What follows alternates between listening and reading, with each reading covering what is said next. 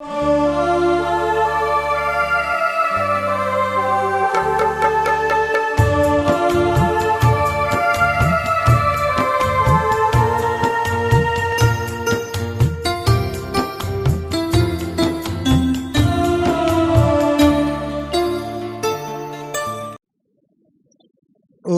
शांति।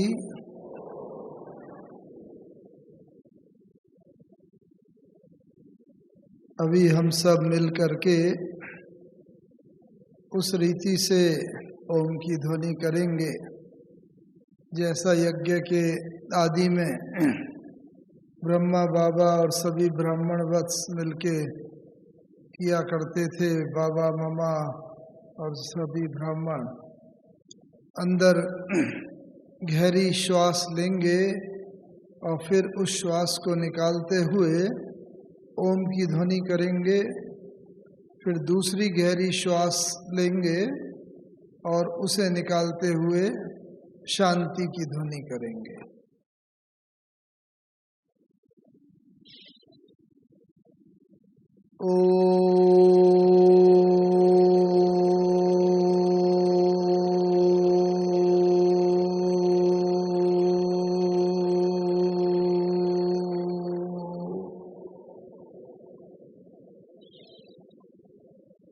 शांति।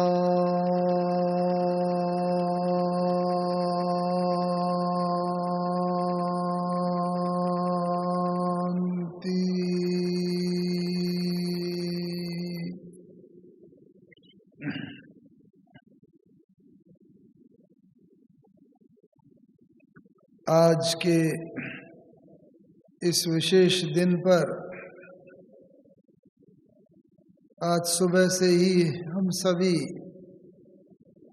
अपने प्राण ममा के जीवन पर अनेकानेक विचार सुन रहे थे और सारा वातावरण ही जैसे आज ममामय था। पूरे दिन भर हम सब लोगों ने ममा के जो सुबह क्लास में महावाक्यों का श्रवण किया और उसके बाद से जितनी भी क्लासेस हुई उन सब में ममा के जीवन पर भी प्रकाश डाला गया, शिक्षाओं पर भी, और किस प्रकार से हम सब ममा को फॉलो कर उनकी शिक्षाओं को जीवन में आधार बनाकर अपने मंजिल तक पहुंच सकते हैं, वह हम सब ने सुना। आज सुबह की मुरली भी प्रातः क्लास की ऐसी ही थी। हम सभी जानते हैं कि जहाँ एक और साकार बाबा की मुरली जो चलती थी वह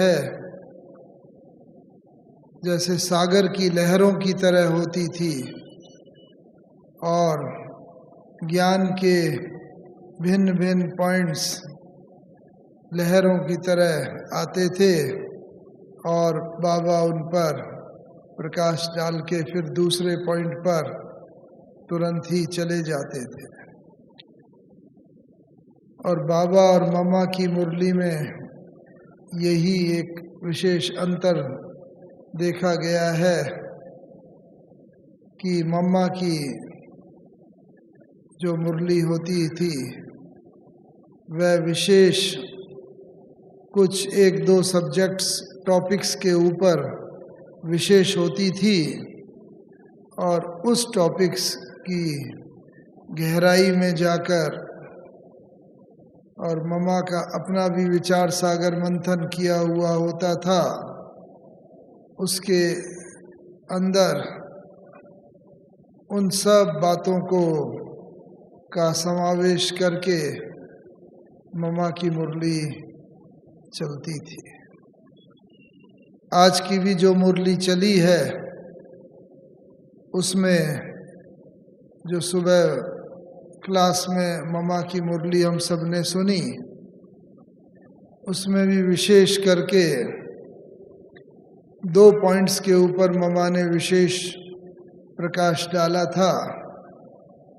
एक तो आत्मा के ऊपर, आत्मा की भिन्न भिन्न स्टेजेस क्या होती हैं, आत्मा कैसे ये शरीर धारण करती है और जैसी आत्मा होती है वैसा ही उसे शरीर मिलता है, कैसे सतयुग के आदि से लेकर कलयुग अंत तक आत्मा भिन्न भिन्न शरीर लेकर पार्ट बजाती है, आदि आदि। इस प्रकार से आत्मा के ऊपर ममा ने बहुत अच्छा विस्तार से आज बताया। और साथ ही एक दूसरा पॉइंट था,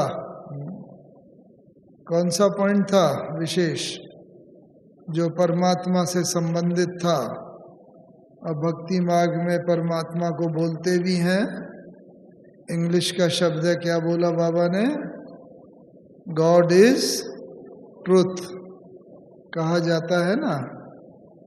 उसके ऊपर भी बाबा ने, मम्मा ने बहुत विशेष प्रकाश डाला कि दुनिया वाले समझते हैं कि जो परमात्मा के लिए बताया जाता है वह सब ट्रुथ है, चाहे सर्वव्यापी का ज्ञान हो, चाहे जो भी ईश्वर के बारे में मान्यता भक्ति मार्ग में चली आती हैं। लेकिन वास्तव में ये जो गॉड इज ट्रुथ कहा गया है वो इसलिए विशेष कहा गया है कि ईश्वर जो ज्ञान देते हैं, सच्चा ज्ञान, वह सच्चा ज्ञान मनुष्य आत्माओं को जैसे उनका जीवन ही परिवर्तित कर देता है। सत्य ज्ञान है, सत्य ज्ञान से जीवन भी सत्य बन जाता है और मनुष्य आत्माएं एक सर्वोच्च पद की प्राप्ति कर लेती हैं। इस प्रकार से सुबह से लेकर ही आज ममा के गीत भी सुन रहे हैं हम सभी, और ममा के महावाक्य, ममा के जीवन झरमर आदि आदि, पूरा वातावरण ही जैसे आज ममामय है और चारों तरफ वही वाइब्रेशन जैसे गूंज रहे हैं। अब सब जानते हैं, बताया भी गया है। हाँ, ममा का नाम, क्या नाम था ममा का, राधे। हाँ, पक्का हो गया ना। देखो, कलयुग से अंत तक, सतयुग के आदि से शुरू करके कलयुग के अंत तक आते आते बाबा ने कहा, कई बार बाबा मुरली में कहते, मैंने तुम्हें इतना धन धान्य दिया, इतना तुम्हें हीरे जवाहरात दिए, पूरा कितना अमीर बनाया था, लेकिन कलयुग तक आते आते तुमने सब गंवा दिया, नाम गंवा दिया, नाम रूप सब कुछ। लेकिन ममा ने अंतिम जन्म में भी क्या कायम रखा, अपना नाम तो कायम रखा ना। ये उनका शारीरिक ही नाम था और बस राधे। और इसीलिए जब वह ज्ञान में आए तो जैसे उनका नाम ओम राधे भी पड़ा, बाबा भी उन्हें ओम राधे के नाम से बुलाते थे। तो आज सारे दिन भर में हम सब यह सब तो सुनते ही रहे हैं, किस प्रकार से मम्मा, उनकी क्वालिटीज, उनकी शिक्षाएं, गुण, क्या क्या शक्तियां थीं। और अभी हम यह भी देखेंगे कि किस प्रकार से हम उन सब को धारण करके हम सब भी किस प्रकार से ममा समान बन सकते हैं और अपनी मंजिल को पाएं। ममा में एक विशेषता विशेष थी, बहुत अनेक विशेषताएं थी। एक ने विशेषता खास करके, ममा इतना सब यज्ञ की जवाबदारी होते हुए भी ममा बहुत निश्चिंत रहती थी। कभी भी उन्हें किसी ने भी उन्हें चिंता के स्वरूप में नहीं देखा। और निश्चिंत क्यों? क्योंकि बाबा ने कहा निश्चिंत भी कौन रह सकता है? जो ड्रामा के राज को और निश्चित भावी को जानकर सदा ड्रामे के पट्टे पर खड़ा रहता है। तो निश्चिंत एक तो बेहद की बातों में और अपने डे टू डे एक्टिविटी में भी। हमें याद आता है एक बार कोई पार्टी वगैरह आई हुई थी और ये एक बहन जी ने समाचार सुनाया था कि बस पार्टी आती थी, घर में भी माता पिता होते हैं, जब बच्चे आते हैं माता पिता को होता है बच्चों की ये भी पालना करें, ये भी खिलाएं, ये भी पिलाएं, ये भी सौगात दे दें, प्यार उनका उमड़ता है। तो बस पार्टी थी, पार्टी का जाने का दिन आ गया, जाने का समय भी लगभग हो रहा था शाम का। तो बाबा को विचार आया कि इनको कुछ मीठा खिलाया जाए। तो बाबा ने मम्मा को बोला, मम्मा क्या ये लापसी बन सकती है? लापसी एक मीठा, जैसे मीठा दलिया टाइप का होता है लापसी। तो मम्मा तो हमेशा ही बाबा की बात को बस जी हाँ करते थे। तो मम्मा ने कहा हाँ बाबा क्यों नहीं। तो बाबा ने कहा बच्ची बनाओ उसे, और ये पार्टी जाने वाली है, इनको देना है। तो मम्मा तो उसे बनाने चली गई। और कोई भी चीज़ बनने में समय तो लगता है, लेकिन पार्टी का तो बिल्कुल समय हो गया था और पार्टी तो अपने समय पर चली गई और मामा तो बना रहे थे। थोड़ी देर बाद बाबा आए, बच्ची बना दिया। उससे पहले कई लोगों ने पूछा, मामा तो बना रही थी निश्चिंत होके। तो कईयों ने आके पूछा कि बाबा ने जब पूछा बन गया, हाँ बाबा, और दिया। तब तक पार्टी तो जा चुकी थी, निकल चुकी थी।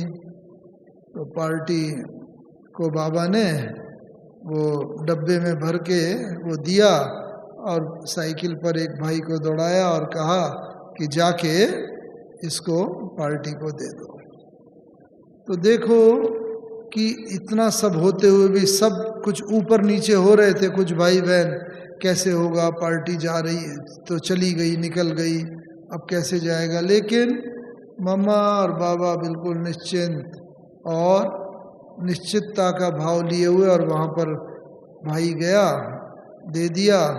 पार्टी वाले भी वहाँ थे और उन्होंने उसे स्वीकार किया और फिर पार्टी और आगे चली गई।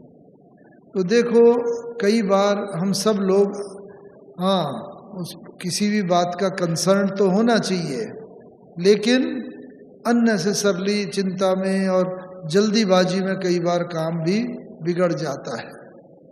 तो ऐसे कई मौके थे, एक दो मौके तो मेरे साथ भी हुए।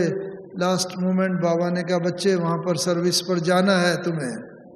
हाँ बाबा, और ठीक है बाबा, शाम को या कल को चले जाएंगे ट्रेन का रिजर्वेशन करा के। नहीं बच्चे अभी जाना है, वहाँ पर ये आवश्यकता है। हमें याद है मेरठ में प्रदर्शनी, दिल्ली में प्रदर्शनी हुई थी और उसके बाद मेरठ में होने वाली थी। तो उसके लिए बाबा ने कहा क्योंकि हम उस एरिया में रहे हुए हैं काफ़ी, तो बस गए। और बाबा का ये होता था, भगवान के महावाक्य होते थे। तो बहुत भाई बहनों का ये अनुभव है कि जाते थे और ट्रेन लेट हो जाती थी, रिजर्वेशन नहीं भी होता था तो बड़े आराम से रिजर्वेशन मिल जाता था। केवल बात है निश्चय बुद्धि होने की, और थोड़ा निश्चिंत रह के अगर चलते हैं तो हर कार्य में सफलता मिलती चलती है। आज हमारी संस्था देखो विश्व की बिगेस्ट वुमेन लेड ऑर्गेनाइजेशन है, सबसे बड़ी ऑर्गेनाइजेशन महिलाओं के द्वारा संचालित, और इसे इस स्थिति तक लाने में सबसे बड़ा सहयोग बाबा के बाद हम समझे तो ये मम्मा का ही है। क्योंकि मम्मा ने ना एक एक बहनों को इतना ट्रेन किया, हमने देखा है, जीवन कहानियों में भी पढ़ा है कि किस प्रकार से मम्मा स्वयं तो 2 बजे 2:30 बजे उठ ही जाते थे, और उसके बाद संगठित योग, पहले अपना पर्सनल योग वगैरह करके, और फिर संगठित योग जब होता था 4 से 5 तो वो करते थे। उसके बाद क्लास नाश्ता वगैरह करके जब बहनों का क्लास होता था, एक एक बहन को मम्मा ने ट्रेन किया। समझो इतनी 350-400 बहन। आजकल भी कोई HRD ऑर्गेनाइजेशन होती है, ह्यूमन रिसोर्सेज डेवलपमेंट, कितनी फैकल्टीज होती हैं, कितने सब, लेकिन मम्मा एक एक बहन के साथ ऐसा सुना है, उनको टॉपिक दे करके और उन टॉपिक पर क्या बोलती हैं बहनें, उसको गौर से सुन करके फिर उनको करेक्शन दिया करते थे। और इस प्रकार से एक एक बहनों को इतना ट्रेन किया कि आज देखो उनका सुनने के लिए पूरा विश्व लालायित रहता है। तो ये सारा क्रेडिट मम्मा को बहुत विशेष करके इसलिए जाता है कि उस समय कोई किसी के पास HRD की डिग्री भी नहीं थी, कोई इतना ट्रेनिंग का एक्सपोजर नहीं था, लेकिन जहाँ भगवान का हाथ है, महावाक्य ईश्वर के हैं, उसमें तो सफलता हर एक एक कार्य में समाई ही पड़ी है। इसीलिए हर एक को ऐसा ये महसूस होता था कि बस ये अपने व्यक्तिगत उमंग उल्लास से हर एक का इतने समय तक 14 वर्षों तक सबका उमंग उल्लास वो सब बना के रखना, उनको आगे बढ़ा करके उनको पब्लिक स्पीक के लिए ट्रेन करना आदि आदि साधारण बात नहीं है, बहुत बड़ी बात है। और एक एक पर मम्मा ने व्यक्तिगत ध्यान दिया। किसी ने पूछा मम्मा से, मम्मा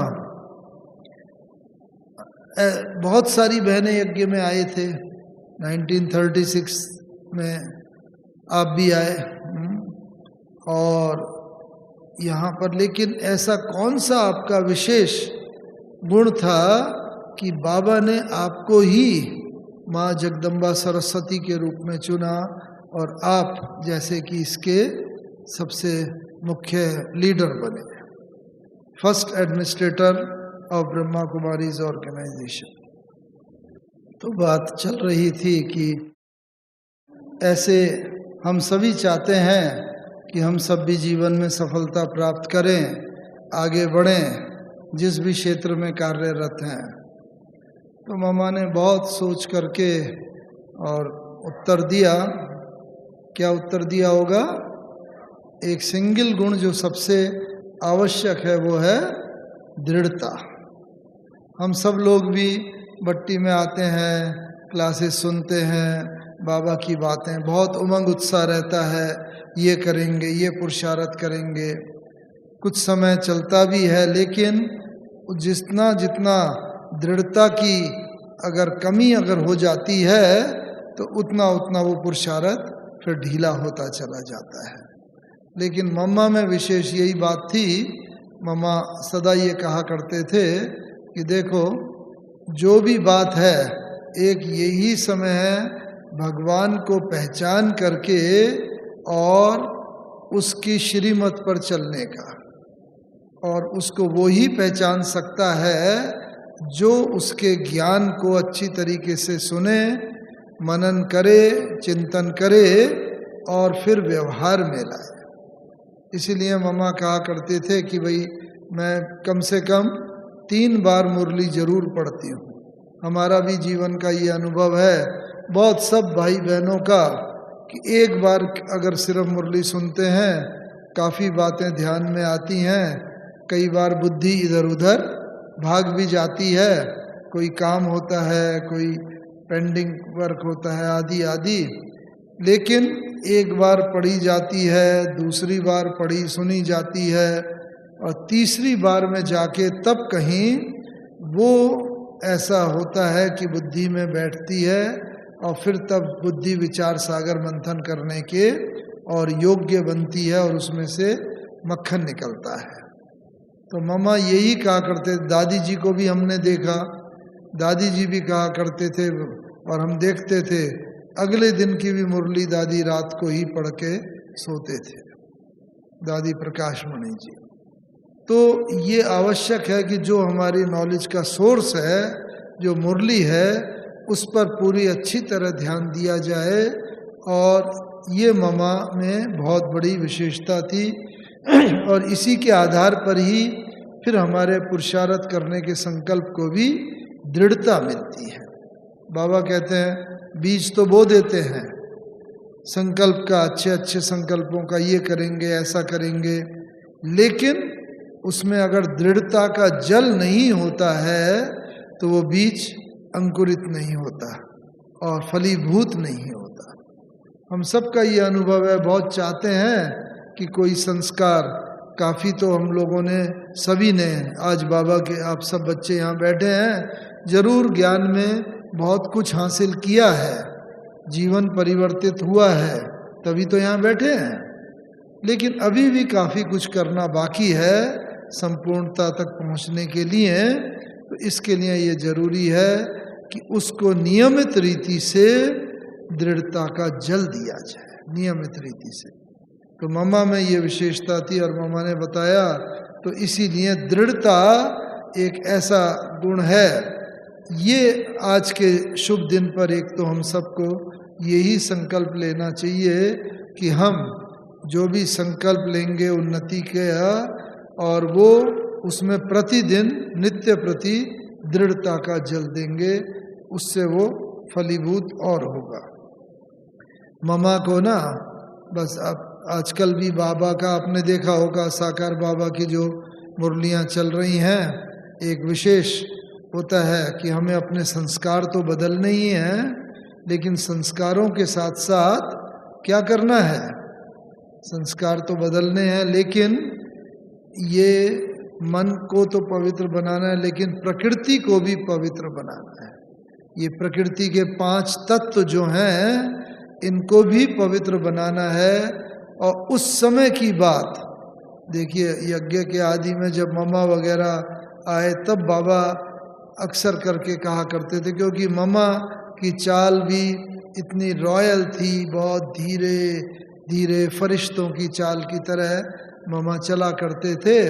तो बाबा कहते थे, देखो ये भी प्रकृति को आपका बहुत बहुत बड़ा योगदान है।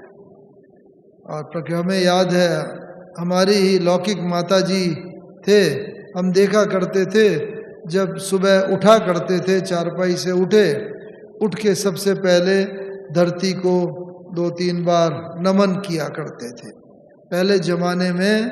और ये सब का भाव क्या है कि जो भी प्रकृति के 5 तत्व हैं जिनसे हमारा ये शरीर बना हुआ है, अभी तो इनका एक्सप्लॉइटेशन हो रहा है, बहुत इनका जितना एक्सप्लॉइटेशन हो रहा है उतना प्रकृति का रौद्र रूप सामने आता जा रहा है। नित्य कहीं अर्थक्वेक होता है, कहीं फ्लड होता है, कोई सुनामी होती है, विनाश का कारण बनी है। लेकिन यही प्रकृति जो है सदा सुखदायी रहे, उसके लिए ये आवश्यक है कि प्रकृति का हम यथार्थ रीति से उसको समझें, प्रकृति को, और उसका एक्सप्लॉइटेशन बंद करें।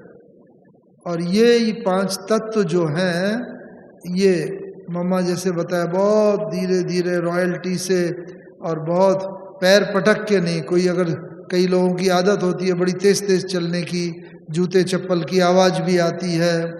तो मामा हमेशा कहा करते थे, देखो देवताएं फरिश्ते बहुत रॉयल होते हैं, रॉयल रूप से चलना चाहिए कि प्रकृति को भी दुख न हो। और इस बात को धीरे धीरे विज्ञान भी इस बात को मानता चला आ रहा है। हमें याद है इंटरनेट पर एक रिपोर्ट छपी थी कैलिफोर्निया में, यूनाइटेड स्टेट्स में, जब बहुत बड़ा अर्थक्वेक आया था कुछ वर्ष पहले, तो चारों तरफ बहुत विनाश चारों तरफ हुआ, बहुत बिल्डिंगें गिरे, ब्रिजेस गिरे। लेकिन एक प्रोफेसर का मकान वहाँ पर था, उसका रिट्रीट सेंटर जैसा फार्म हाउस के अंदर बना हुआ, उसका कांच भी, दरवाजे खिड़की के कांच में भी क्रैक नहीं आया। तो सब लोग गए उसके पास, मीडिया वाले बाद में, कि भाई ऐसा क्या आपने किस मटेरियल का बनाया है कि मकान के अंदर कुछ नुकसान ही नहीं हुआ, आपके आसपास चारों तरफ तो कितना भयंकर नुकसान हुआ है, ऐसी क्या बात है। तो उस प्रोफेसर ने, वो मतलब अमेरिकन ही प्रोफेसर था, कोई भारतीय संस्कृति में पला हुआ नहीं, बिल्कुल प्योरली वेस्टर्नर। तो उसने बताया कि नहीं, मेरा मटेरियल तो वही कॉमन मटेरियल है जो बिल्डिंग मटेरियल होता है, लेकिन मैं रोज प्रकृति के साथ, धरती माता के साथ विशेषकर वार्तालाप करता हूँ। और वो वार्तालाप मेरा यही होता है कि हे धरती माता, आप तो हमारी माता हो, आपका हम कितना एक्सप्लॉइट कर रहे हैं, खोद करके आपको इतना कष्ट देते हैं हम, लेकिन आप फिर भी धरती से हमें सब अनाज मिलता है, फल फ्रूट मिलता है, सब कुछ आप देती हो, दाता हो, और हम मनुष्य तो कितना आपका दोहन कर रहे हैं। लेकिन ये धरती माता, आप हमें माफ़ करना इन सब के लिए, और ये हम आवश्यकता अनुसार बस आपसे हम ले रहे हैं। ऐसे ये अमेरिकन, ये इंटरनेट में पूरी की पूरी रिपोर्ट छपी हुई थी, पेपर में आया। तो देखो, बाबा भी आज हमें यही सिखा रहा है कि प्रकृति से आप वार्तालाप करना सीखो। प्रकृति के साथ जितना हम जल, अग्नि, वायु, पृथ्वी, आकाश, ये जो 5 तत्व हैं प्रकृति, क्योंकि बाबा ने बताया और विज्ञान इस बात को मानता है कि हमारी भी जो प्रकृति है, outer nature is the reflection of our inner nature. बाहर की प्रकृति जो है, ये जो 5 तत्व हम देख रहे हैं, और ये हमारी अंदर की प्रकृति जो मानव स्वभाव है, उसका ही प्रतिबिंब है। जब मानव स्वभाव, मानव की आंतरिक प्रकृति शुद्ध पवित्र होती है, शांत होती है, शीतल होती है, और दैवी गुणों से युक्त होती है मनुष्य की आंतरिक प्रकृति, तो बाहर की प्रकृति भी उतनी ही सुखदायी होती है। लेकिन जब मानव प्रकृति ही तमोगुणी हो जाती है, जैसा अभी कलयुग अंत तक हो गया, तो बाहर की प्रकृति भी तमोगुणी हो गई है। तो इसीलिए ये प्रकृति का हमारा पूरा साथ रहे, और सबसे बड़ा साथ तो ये शरीर है, क्योंकि ये शरीर ही हमारा 5 तत्वों का बना हुआ है। तो इसीलिए अगर हम चाहते हैं कि ये शरीर अंत तक हमारा पूरा का पूरा साथ दे, तो ये आवश्यक है कि इस प्रकृति के, ये जो बाहर की प्रकृति है, इनके साथ हमारा पूरी अंडरस्टैंडिंग हो। हमारी आंतरिक प्रकृति जितनी सतोगुणी होती जाएगी, बाहर की प्रकृति का भी पूरा सहयोग मिलेगा। तो उस समय भी बाबा ये कहा करते थे ममा के जीवन कहानी में, उन सब में, कि ममा, आपका जो है प्रकृति का, आपका प्रकृति के प्रति योगदान बहुत अच्छा है, और आप जो है प्रकृति भी आपको अंत तक, जैसे अभी हमने सुना है दादी जानकी का, हमें याद आता है ये एक बात की, पिछली सेंचुरी ख़त्म हो रही थी 1999, और 2000 वर्ष का पदार्पण हो रहा था। तो बाप दादा आते हैं, अव्यक्त बाप दादा 31 दिसंबर को आते हैं। तो 31 दिसंबर को बाबा आए हुए थे यहाँ पर, और दादी जानकी की तबीयत बहुत खराब थी, दादी लोटस में थे। अहमदाबाद में लोटस हाउस है और बहुत ही नाजुक, और डॉक्टर वगैरह ने भी काफ़ी हद तक जैसे कि जवाब दे दिया था। तो इस बात को दादी प्रकाश मणि जी और भ्राता निर्वैर जी ये बाबा को बता रहे थे कि बाबा दादी जानकी की तबीयत ऐसी है, वो अहमदाबाद में है और बहुत तबीयत खराब है, ऐसा आदि आदि। तो बाबा ने कहा सुना, बाबा ने कहा नहीं बच्चे कोई बात नहीं, वो आत्मा प्रकृति जीत है और ठीक हो जाएगी। तो ये है आज से 19 साल पहले की घटना, और देखो 19 साल गुजर गए और 103 वर्ष की होते हुए भी शरीर में थोड़ा बहुत तो ये होता है, लेकिन ये प्रकृति जीत आत्माओं के लक्षण है। तो उस समय भी बाबा ने मम्मा को भी कहा था, मम्मा आप भी जैसे प्रकृति का ना बहुत सॉफ्ट, ये उनकी मम्मा को जैसे उसका हिंट दिया था। तो बात क्या कहने का, ये केवल सुनने की ही बात नहीं है, हम सबका भी ये कर्तव्य है कि प्रकृति के साथ हमारा भी वार्तालाप हो, रोज हम प्रकृति के प्रति वो गुणों को धारण करते चलें और आगे बढ़ते चलें, उनको जहाँ तक हो सके इसका एक्सप्लॉइटेशन कम से कम हो। मामा में एक और गुण विशेष था, और जो अंत समय में हम सभी के लिए बहुत आवश्यक है, जब चारों तरफ बहुत हाहाकार होगा चारों तरफ, तो उस समय एक गुण जो विशेष आवश्यक है वो है निर्भयता का गुण। और मामा तो बिल्कुल निर्भीक थी, निर्भयता आप सब ने भी जीवन कहानी में यज्ञ के इतिहास में पढ़ा होगा। जब एक बार ऐसी परिस्थिति आई कि कोर्ट में केस, जो हमारे अपोजिट लोग थे उन लोगों ने कोर्ट में भी काफ़ी केस कर दिया, हमारी धारणाएं भी ऐसी हैं, और इन सब को लेकर के तो मामा को भी कोर्ट में जाना पड़ा।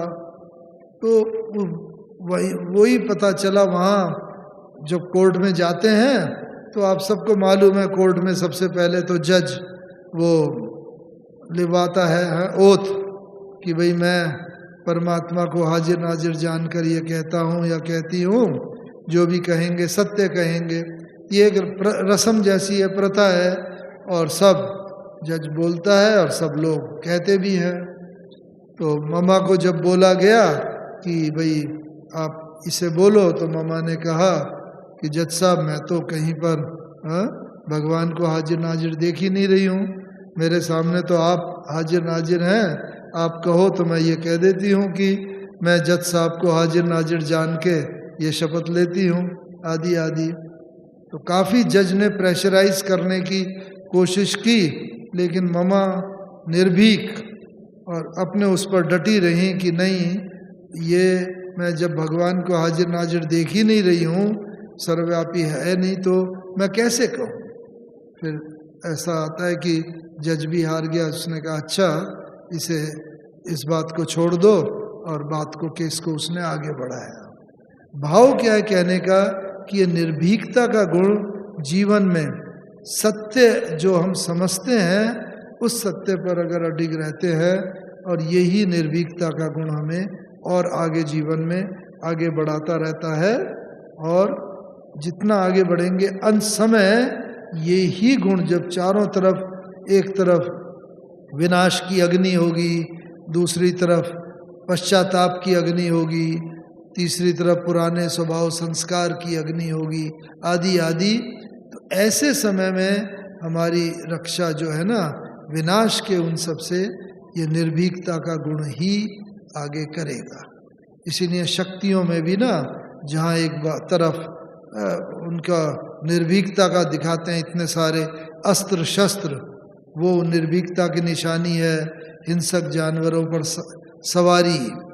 तो एक तरफ वो है तो दूसरी तरफ उनके शीतलता का गुण, आंखों में स्नेह का गुण, प्रेम बरसता हुआ।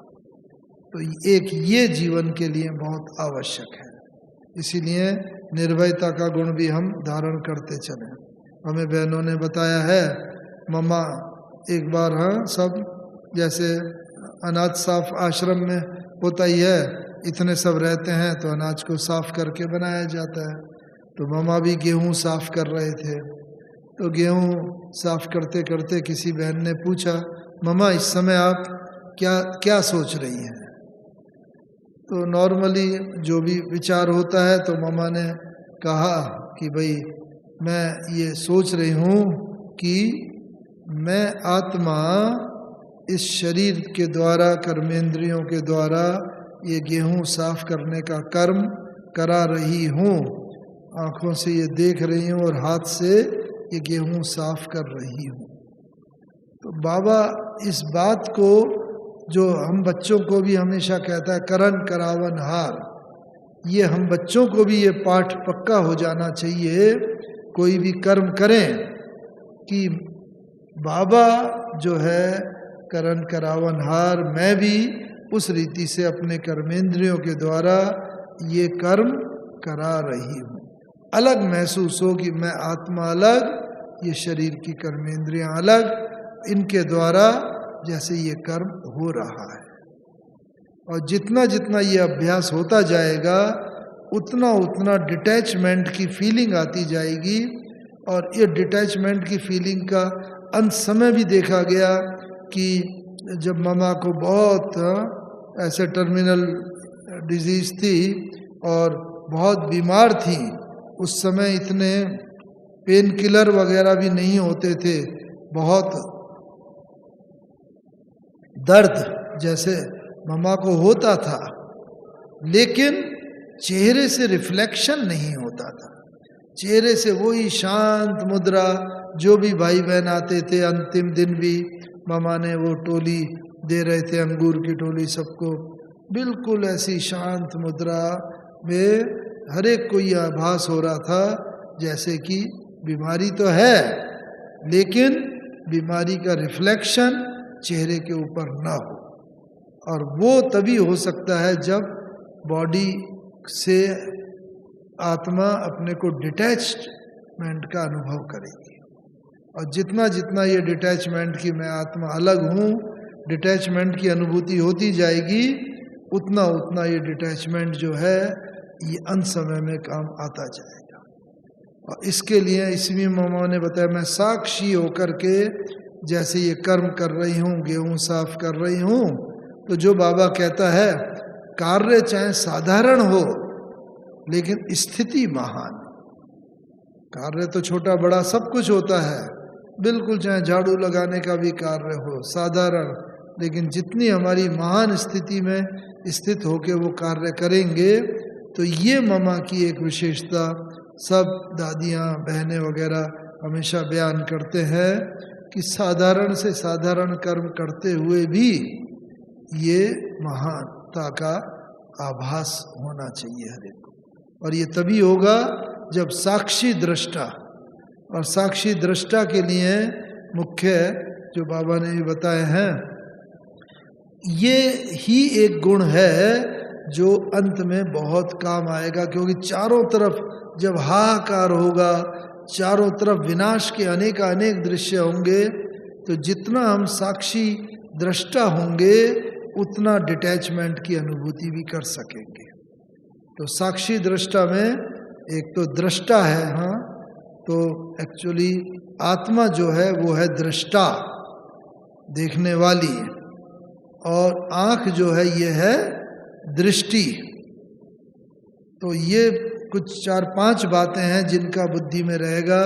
तो जो अभी हम समझते हैं, जरूर ममा को, हमारी दादियों को ये अनुभूति थी, तभी कई चीज़ों में वो बिल्कुल साक्षी दृष्टा हमेशा देखने में आते थे। तो मैं आत्मा दृष्टा, इस दृष्टि के द्वारा ये सामने के दृश्य देख रही हूँ। इन आँखों से दृश्य होते हैं, ट्रेन में जब जाते हैं तो दृश्य पास होते चले जाते हैं, दृश्य में कोई रुकते थोड़ी हैं, दृश्य आया पास हो गया। इसी तरह अगर हम इस दृश्य में दृष्टा, इन दृष्टि से इन दृश्य को देख रही हूँ, और उस समय क्या अनुभूति हो, हमारा दृष्टिकोण कैसा है उस पर निर्भर करता है। तो जितना जितना हमारा दृष्टिकोण सकारात्मक होगा तो फिर उसी के आधार पर ही भक्ति मार्ग में हमारे दृष्टांत लिखे जाएंगे। तो ये 5 चीजों का जब सदैव बुद्धि रहेंगी, दृष्टा, दृष्टि, दृश्य, दृष्टिकोण, और तब हमारे भक्ति मार्ग में दृष्टांत लिखे जाएंगे। तो ऐसी स्थिति में हम सदा स्थित रहेंगे तो ममा की तरह, हमारी बड़ी बड़ी महान दादियों की तरह हम भी धीरे धीरे धीरे और साक्षी दृष्टा के अनुभूति में खोते जाएंगे और उसका अनुभव करते जाएंगे। और परिवर्तन तो संसार का नियम ही है, हर चीज परिवर्तनशील है। तो ये परिवर्तन हमारे सामने आएंगे तो सब चीजों का परिवर्तन तो हम स्वीकार कर लेते हैं, लेकिन कभी कभी किन्हीं आत्माओं के जब हम संस्कार देखते हैं कि इनके संस्कार बहुत कड़े हैं, 20-25 साल पहले भी ये संस्कार था, अभी भी है, और बहुत लगता है हमें बदल नहीं रहा है, तो कई बार नोइंगली अननोइंगली मुंह से निकल जाता है कि क्या ये तो जैसे बदलने वाला ही नहीं है, ये बदलने वाली नहीं है, इस आत्मा का तो यही संस्कार है। ममा सदा ये कहते थे कभी भी ये कहने का अधिकार किसी को नहीं है, हर चीज परिवर्तनशील है। हाँ, कोई कड़े संस्कार होते हैं, वो आत्मा भी अपने संस्कार बदलने की कोशिश कर रही है। तो हम कभी भी किसी के प्रति बोलने की बात तो अलग है, मन में भी हम ये न रखें कि ये आत्मा तो बदलने वाली नहीं, उसके प्रति शुभ भावना रखें कि भाई ये आत्मा कल पहले भी बदली थी, अभी भी बदल रही है, जरूर बदलेगी, हमारी ये इसके प्रति शुभ भावना शुभकामना है।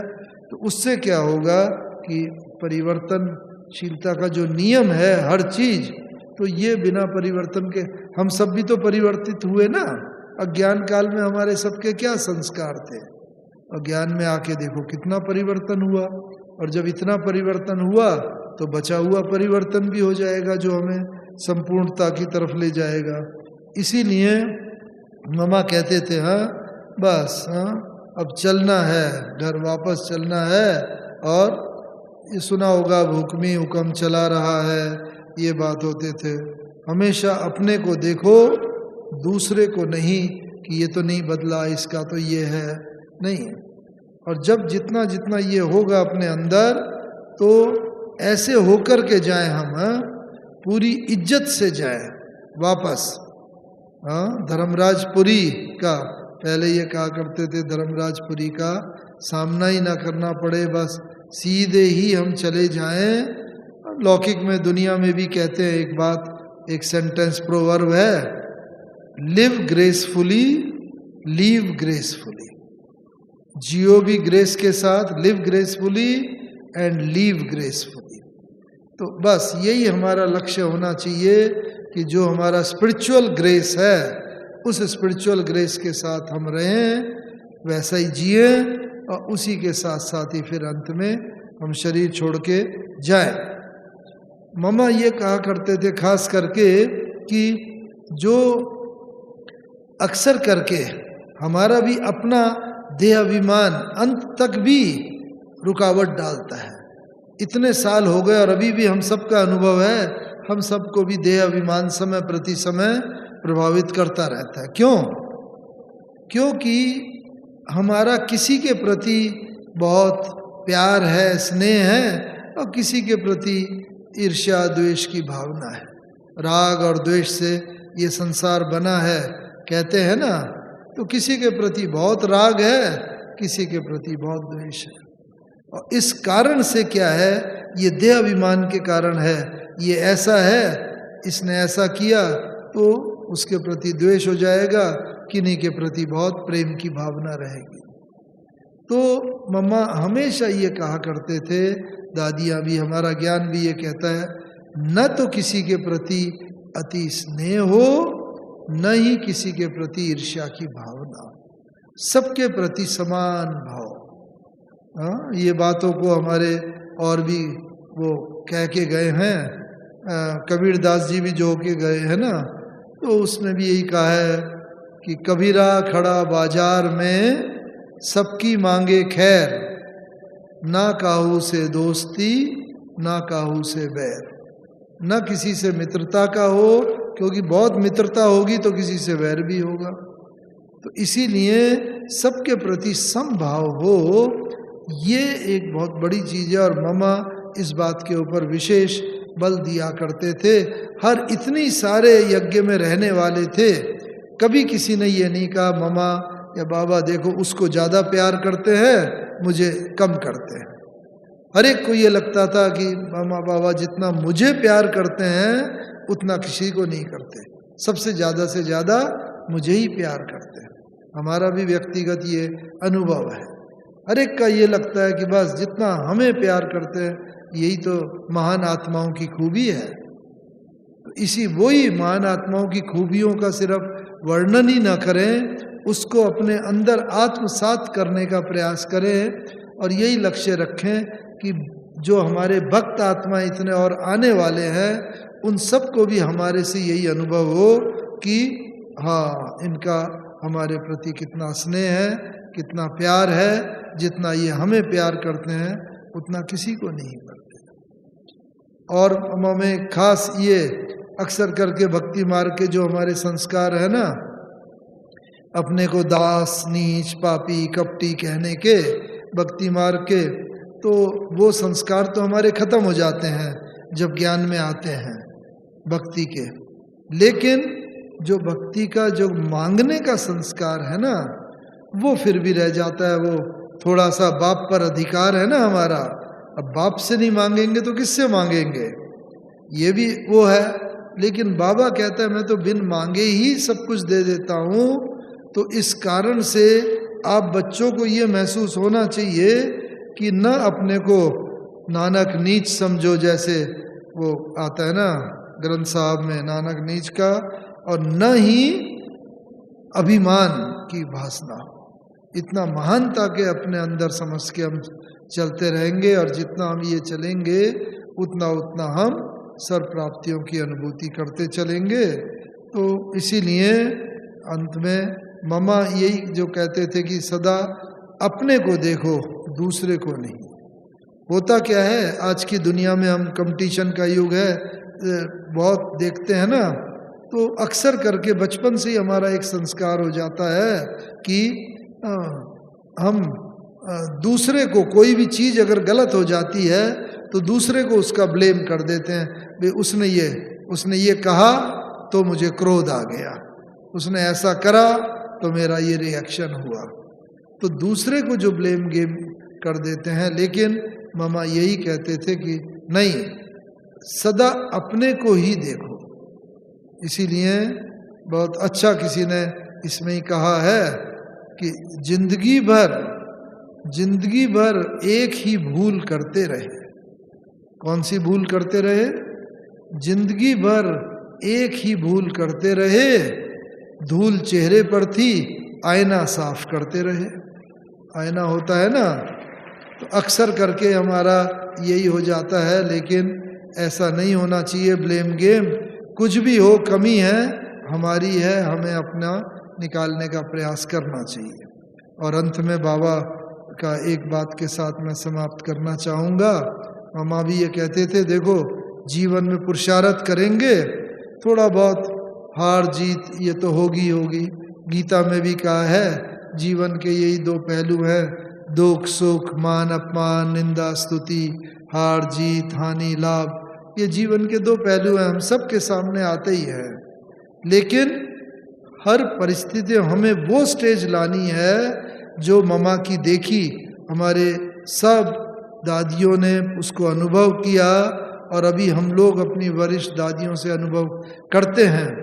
कोई भी बड़ी से बड़ी घटना हो जाए, कोई भी बात हो जाए, हर परिस्थिति में उनकी मानसिक स्थिति समान रहती है। बहुत एकदम ऊपर चले गए, बहुत मान में बहुत खुश हो गए, चढ़ गए, और मान में नीचे आ गए, नहीं, हर उसमें समान।